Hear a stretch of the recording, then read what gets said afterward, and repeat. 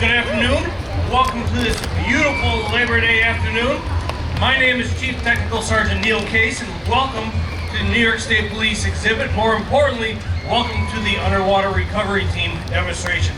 Now, who's excited to see the best underwater show here at the New York State Fair? Yes, I like it. You guys come back to the 5:15 show and everybody's like, yeah, I'm so excited to be here. Anyway, before we get started, let me introduce you to the rest of my crew. First, coming up behind the tank is my training coordinator out of Albany, Tech Sergeant Josh Cross. Next up the stairs behind the tank is the Troop D Assistant Senior Diver Trooper Jared Hogan. Yeah, got a special fan club out here today. All right, also behind the tank there is your very own the Troop D Senior Diver Tech Sergeant Greg Eberl. All right, I like the excitement so far, but we're gonna have to do a little bit more before I introduce the host of your show. Let's put your hands together for the host, Tech Sergeant Seth Little. All right,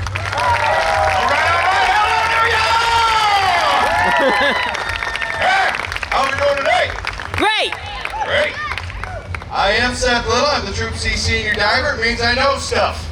But before I tell you about the stuff I know, I want to invite all the kids, and if you want to bring your adults with you, that's fine too.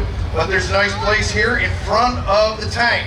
Go ahead, come on over, sit down, get a front row seat. Front row seat, come on. See what all that stuff is about. All right? I can't. Well, not in the tank. Just outside of the tank. That's right. Good try. Good try. Just a little bit. Come on up and have a seat. Everyone have a seat. All right, so while they're coming up and having a seat, I'm going to give you a brief history lesson. They're not interested in history anyhow. All right? So, in 1932, the New York State Police logged its first dive. That makes us the oldest, and we are also one of the largest public safety dive teams in the whole of the United States. New York, right? Okay. So back then we had hard helmets, canvas suit, lead belt, lead shoes. All together, the weight was well over 100 pounds. Troopers did then what troopers continue to do today. They used the equipment that they were issued. They got the job done. All right. Now, in 1943, there was a smart fellow by the name of Jacques Cousteau. Jacques Cousteau invented. We have a fan club. All right, good. Jacques Cousteau invented the aqualung. The aqualung is what we commonly refer to as scuba. Scuba is an acronym. It stands for Self-Contained Underwater Breathing Apparatus. It took the hundreds of pounds of equipment, reduced it to about 40 pounds or so, made divers a little bit more nimbly-pimbly in the water. All right, easier to move around. Now, in 1952, the New York State Police wanted to learn about this new dive technology. So they went to the best place they could think of, the Navy Dive School. They went through the Navy Dive School, and once they got that accomplished, they brought back everything that they learned to the New York State Police. In 1957, we decided to adopt scuba as our preferred method of dive. And in the early 60s, we actually started our own novice dive school. And I say novice, but it's anything but novice, all right? In order to be a trooper, it takes a lot of hard work, determination. In order to become a diver out of the troopers, it's the next level, okay? For those that volunteer, in order to try and go through the process, 2/3 of them will wash out. Only 1/3 will make it through. These guys did. Let's give them a hand. Hey, Seth. Yes. It's pretty warm up there, I'm sure, and I'm guessing these guys are ready to get in the water. All right, you guys ready to get in the water? All right, go ahead, stand up. Hey, before we get them in the water, maybe we can make this a little more difficult on them. All right, I think we should have them put their gear in the water. Yeah, And get dressed underwater. Absolutely. Get dressed on the bottom. That's right. So this is what we do in novice dive school. We have them do things that might have some sort of sense of panic, all right? Panic is what will either kill or hurt a diver, so we want to make sure that the divers that we have, they will not succumb to that. They will be able to think through the process. So they're going to put their gear in the water. All right, there it goes. And look, being a diver is a competitive position, all right? Uh-oh, you just lost a fan. All right, so that being said, This is a competitive position, all right? So without saying that this is a race, it's a race. Oh, wait, before we get started with that, Yeah. not a race thing. Yeah. Guys, masks. Yeah, masks too. Come on. Get everything in Throw the there. masks in there. Come on. All right. So, there goes the masks.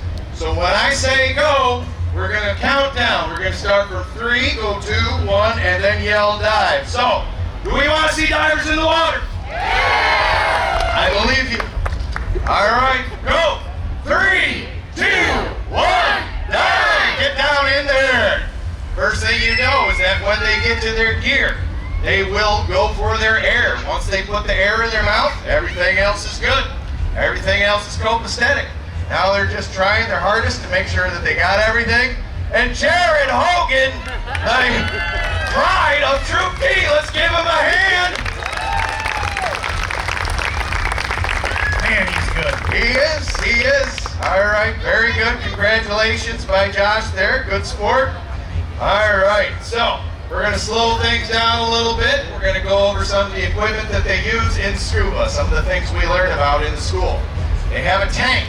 That tank holds 3,000 pounds of compressed air. There's a lot of pressure in there, okay? So you just can't breathe off of that. You're going to need a regulator. That regulator takes the 3,000 psi, the compressed air, and it reduces it down to 145. That's what you see on top of the tank. All right, that 145 pounds then goes down the airline to their second stage, which will provide the diver air on demand. What is also attached to that tank is a BCD, a buoyancy control device. It has airtight bladders attached to it, all right? So they can take air from the tank, they can add it to those bladders, which will fill it up, make them positively buoyant, they'll rise.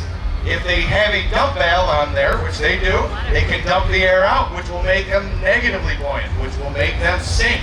Right now they have the perfect amount of air in there. What they're practicing is called neutral buoyancy. It looks easy, but it's very hard to learn. It's like being out in outer space, and because they're so good at it, their fins that are on their feet work really well to propel them through the water. The masks that are on their face that protect their eyes, those masks come off their eye just enough so that when you look through a mask underwater, things seem larger. All right, things seem 33% larger as a matter of fact, and 25% closer. All right, so they went in there without their mask. How did they get the water out of their mask? Let's show them, guys. Take your masks off, all right? So they're gonna put the masks back on. Sometimes things happen, masks can fall off. We don't panic. Panic is what will kill a diver. All you do is you put the mask back on, create a little crack between the bottom seal of your upper lip with the mask, all right? And blow air out of your nose. Once you blow air out of your nose, that air will go up into the mask. It will displace the water, will push the water right out, recreate that seal, and go about your business. So that is one of the things that can happen. A mask can fall off. But there are other things that can happen to equipment that we want to make sure we don't panic about, all right? We dive to depths of 132 feet before we graduate the novice school. And you might ask me, and I'm serious about this, you might ask me what 132 feet looks like. All right. You took me very seriously. All right. So, if you look up at the top of this tower where the big fat short guy is standing up there, that is 60 feet. All right? So add another tower on top of that. That is 120, and then 12 more feet is 132 feet. That's how far we go under the water. There are certain pressures that the air provides and also the water provides that can affect our equipment at those depths. So, first thing, never panic. Second thing, don't dive alone at those depths. Always have a buddy. We're going to simulate what you would do. So Josh Cross is going to say, hey, buddy, my air's not working right. His buddy's going to come over. He's going to take his main regulator, put it in his buddy's mouth. He's going to take the safety second. They're going to make sure they're okay. And then they're just going to go up to the surface at a rate of 30 feet per minute in order to avoid the bends. All right? So they'll get up there. Once they get up there, everything's okay. They'll decide, do we continue the dive or do we abort for the day? Now, that's just a brief lesson of some of the things that we learn about scuba. I'm going to teach you a little bit more about what our job is, our mission. we are an underwater recovery team. Our motto is, if it is in the water and we are searching for it, we will find it. If it's in there, we'll find it, okay? How we do that? If you look at the octopus up there, that is our symbol. As it moves over the floor of the ocean, it touches everything, all right? It gets into little cracks, into little crevices. We want to make sure that when we come out of the water and our boss says, did you search everywhere? We say, yes, we did, just like an octopus would have. And so that we know if it was in there, we would have found it. There is a method that we use that helps promote our success rate. It is called a line search, and there's two variations. I'm going to teach you about that right now. The first one is the pendulum. I am going to need a volunteer from up here. All right, I saw a yellow shirt there with a whale on the back of it. Go ahead and stand up and come over this way. Over here, volunteer. There you go.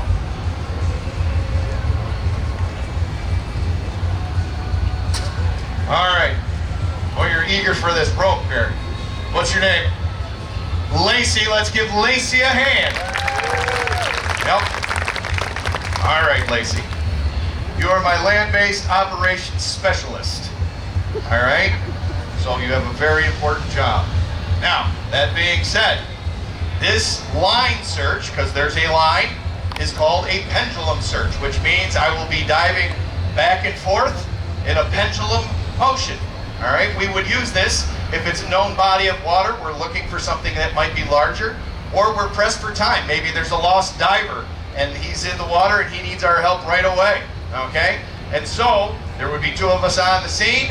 Lacey, my land-based operations specialist, and myself, a diver. How are we going to communicate, Lacey? She knows. We're going to communicate with the line, so give me a couple tugs. Go ahead. All right. Now I know she's ready. Now she knows I'm ready, and you all know that we know that we're ready to go. We all know. We all know. That's right. Okay. So I'm going to begin. Now stay right there. Hold tight to the line. Coming over, I'm searching. I can't see anything because the water is very turbid. It means it's full of stuff. So I'm coming here. I can't go any farther. Lacey knows that. She gives me a couple tugs. All right, so I know I got to turn around. I turn around, I give a couple tugs, and she doesn't drop the line. She just lets loose of it a little bit to give me a little more line.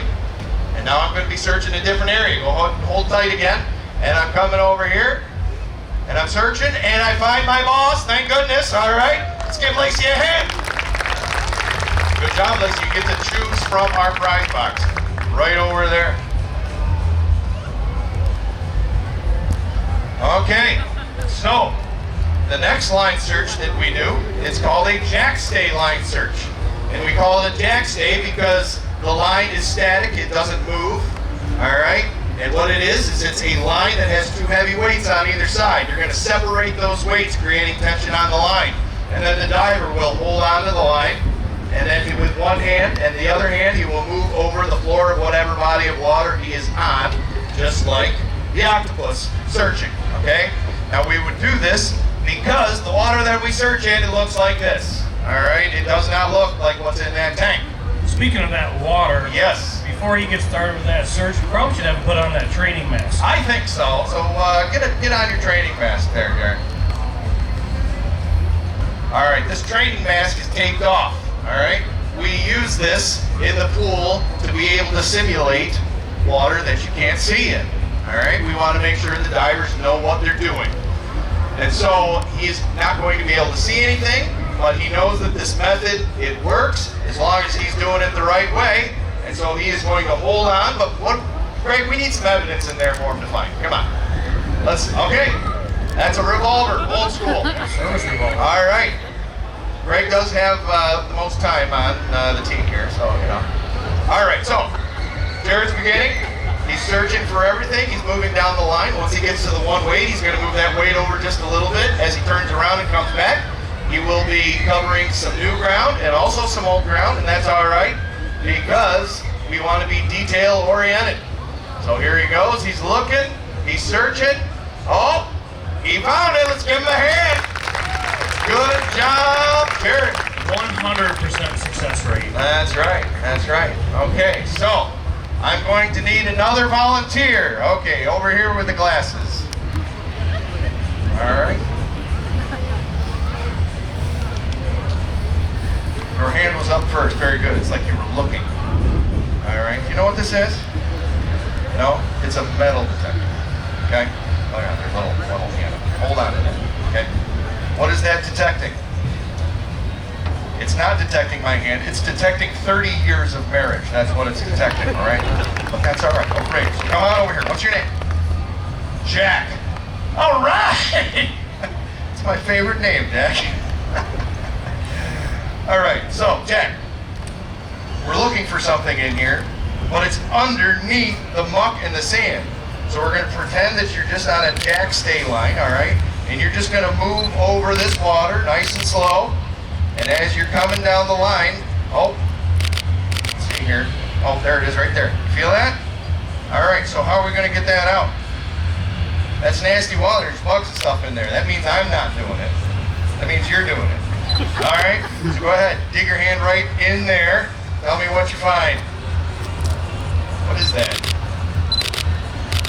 He's not quite sure because it's a flip phone. That's right, all right? It's older technology. It's okay, all right? We're used to smartphones nowadays. But give Jack a hand. Good job, Jack. All right, Jack. Go ahead and go over there. Pick out a prize.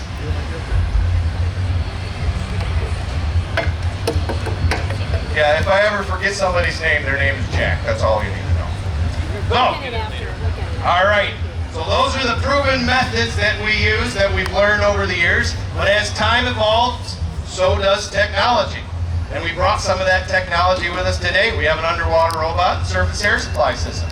So the underwater robot, if you look up at the screen right up there, there is a camera attached to that underwater robot. You would use this, let's say you're cutting a hole in the ice. You want to make sure that there's nothing to be entangled with as divers go down there, so you'll send the robot down first. His feelings won't be hurt, it won't get cold. It's all right? Or let's say there might be something corrosive in the water that would affect our suits in a bad way. First, we send the robot in there before we send the divers in there, all right? Hey, all the kids, wave to the robot. All the adults, wave back to the kids. You all look good on camera. All right. All right, boss, now back to business. Business. All right, there we go. We are looking for a stolen four-wheeler, and luckily our criminal wrapped it in orange neon scraps. And so our robot had a good time getting there. We found it. Now what do we need? That robot can't lift it up. So what do we need? People! We need people. We need a diver, all right? I know I'm big on people. I like people. We all like people? Yeah! I'm not convinced we all like people. All right. Let's hear it for people. Come on. So we were like, nope. All right. Well, you know what? One of the best people I know up there, Greg Eberl. Okay? That's right. You, Greg. Heart you, man. All right. So we have communications with him because we have him on a surface air supply system. We also can provide him endless amounts of air. And so we're taking care of him because he's taking care of us. Boss, can you see if he's ready to dive? Topside diver, com check. Really long. That's good. All right. Are you fit to dive, Greg? I'm ready to go. All right. Go ahead. Enter the water when you are ready. And there he goes. Right down to the bottom. Super hand. Hero landing. Give him a hand. All right. Touchdown. Wait, Greg. You look good at what you just did. There's no doubt there, okay? But you have a job to do in that water now. What is that job? That's right, lift that four-wheeler up. So get that robot out of the way. Maybe take a selfie. Everybody wave to Greg. All right, Greg. So, Greg comes over to the four-wheeler. How are you going to get that out of there, Greg? I have a good idea. You have what? I got an idea. Oh, he has an idea. Okay. Well, hopefully he doesn't get a headache from that idea. So, Greg is going to use science. All right? He's got a lift bag. These lift bags are rated with certain poundages attached to them.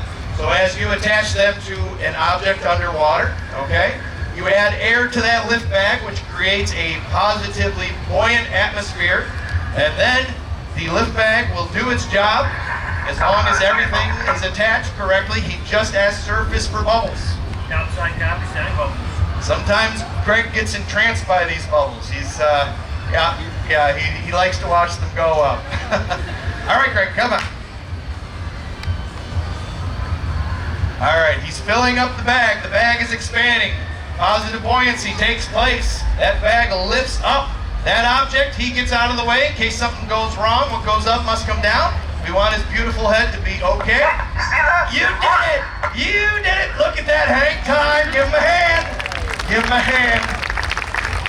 Nailed it. Yep. There's nobody better, Greg. Nobody better. All right, boss. You got something to say? Yeah, before we talk business here, I've actually seen Greg do a backflip in the water. Really? Yeah, and I think we might be able to get him to do it one more time. I've seen him land on his back in the water. Well, that was one. Yeah. That didn't work out so well. But if we get enough crowd participation here, we might be able to get him to do a flip here. What do you guys think? All right, Let's see it, Greg. Let's see it. Here he goes. And all right, look at that. Look at that. He's dancing. All right, we come out here, we have a lot of fun. But the fact is, every single time that these guys go underwater, they're putting their lives on the line. Just last month, we were searching for a piece of evidence for over 4 weeks, conducted over 240 dives in zero visibility water. All right, that's a lot of opportunities for something to go wrong. So if you could please all join me in thanking them for what they do every day. Thanks, guys. All right. A couple things before I say goodbye for the day. All right.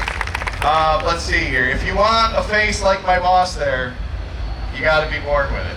All right. He's a handsome man. If you want to look like this after 30 years of marriage, 3 kids, a couple grandkids, you got to work. But if you want state police merchandise, you can buy it over at the NYST tent or over at the Trooper Foundation. Help support them. They help support us. We would appreciate that. We have the dog show that is going to be coming up, the canines. All right, so don't lose your spot for that. Anything else, boss? Anybody want a picture? Oh, yes, we have the best poser in the New York State Police right in that tank. And so whoever wants to come over, get their picture taken with him, feel free. Have a great day at the New York State Fair.